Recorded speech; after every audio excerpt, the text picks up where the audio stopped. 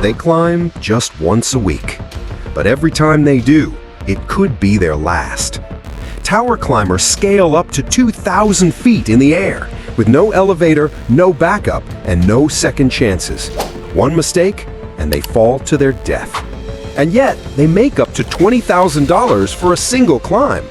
Why would anyone risk everything for a job they barely do once a week? Let's climb to the top and find out. The job begins before sunrise, not with alarms or meetings, but with silence. Because the people who do this job don't live normal lives. Most of them are already packed the night before. Gear, harness, ropes, tools, gloves, helmet, everything ready. Their team meets just after 4 a.m. No jokes, no small talk, just tired eyes, strong coffee, and a quiet understanding. If today goes wrong, someone might not come back. They drive out to the site, sometimes miles into the desert, or the edge of farmland, or a frozen hill in the middle of nowhere. The tower always looks bigger in person. Even if you've climbed 100 of them, the size still gets to you. It doesn't speak, it doesn't move, it just waits. 2,000 feet of raw metal, steel lattice, and weather-beaten bolts. Sometimes the top is so high you can't even see it through the morning mist. Most people think these towers are just for lights or power lines, but these aren't electrical towers. They're communication towers, cell phone, internet, and radio broadcast beacons that keep entire cities connected. When something breaks up there, a signal dies, a cable snaps, a beacon burns out, everything below it suffers. And someone has to go up and fix it. The climb doesn't start with excitement. It starts with weight. 30 pounds of tools strapped to your waist, 5 pounds of steel clips on your harness, gloves so thick you can barely feel your fingers. Then you look up, and that's when the fear starts whispering. One hand on the rung, one boot on the frame. You start to climb. At first, it's easy. The metal is dry, your arms are fresh, your brain is focused. You check your clip, you move. You clip again, move, clip, move, clip.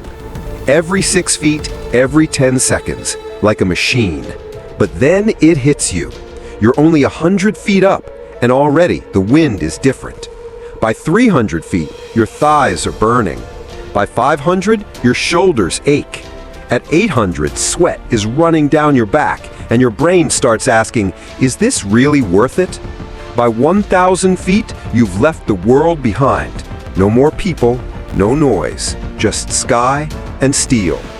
And you're not even halfway. This isn't an everyday job. Most tower climbers don't do this 5 days a week.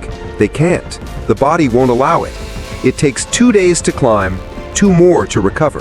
1 or 2 climbs a week, that's the norm. But the money? That's not normal. A single climb can pay $5,000 to $20,000, depending on height, danger, weather, and urgency. Some guys make 6 figures working just a few days a month. No degree, no college loans, just guts. But this isn't free money. You're not getting paid for what you do. You're getting paid for what might happen if something goes wrong. And when things go wrong on a tower, they go bad fast. The first real risk is the fall. At 2,000 feet, gravity is not your friend. If you slip, you'll hit the ground in about 9 seconds. But the scariest part? You'll be awake for 8 of them. Tower climbers use safety hooks. They clip in at every level. But people get tired. They rush. They trust the wrong bolt.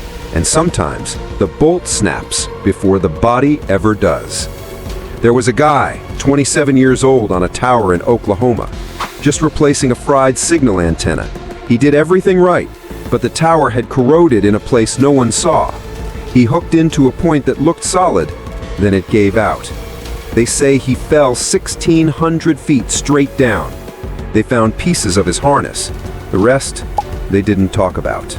That's the kind of silence this job comes with. But the fall isn't the only killer. There's heat, towers baking under 110-degree sun with no shade. There's cold, wind chill at 2,000 feet can freeze your face in minutes. There's lightning, Towers attract it like magnets. And if you're holding metal tools when the storm rolls in, you're one strike away from skyborne electrocution. Even if you don't fall, even if the tower holds, your own body might betray you. Climbers have passed out mid-climb, dehydrated, exhausted, disoriented. Up there, you can't hear your heartbeat or feel your pulse. But if your hand slips, your clip misses, your balance breaks, it doesn't matter how strong you were 5 minutes ago. Your last mistake is always the final one. So who signs up for this? That's the question no one outside the industry understands. Why would anyone choose this? Some of them grew up poor. They didn't have options. No college, no connections. But they heard there was a job that paid 10 grand to climb. And they said yes before they really understood what it meant. Others, they crave it. They can't sit in offices. They hate traffic. They want danger. They want adrenaline. They want to be out there at the edge of the world where no one can bother them and every second matters. One climber put it this way: up there, it's quiet. Nothing's fake. No filters, no drama. Just sky and steel. You either focus or you fall. But focus wears thin. Fatigue builds, and even the best climbers have limits. After 4 or 5 hours on the tower, the descent begins. And believe it or not, that's when most accidents happen. Because by then, your muscles are shaking. Your grip is weak. You're tired, hot, hungry, dehydrated, and your mind is already thinking about being on the ground. That's when clips get skipped. That's when boots slip. That's when someone forgets to double check. The climb down isn't safer. It's just slower. And every time a climber touches the ground, the real emotion isn't pride. It's relief. Because they know they made it this time. But next time? That's the question no one wants to answer. They climb for money. They climb for meaning. And subscribe for more true stories from the edge.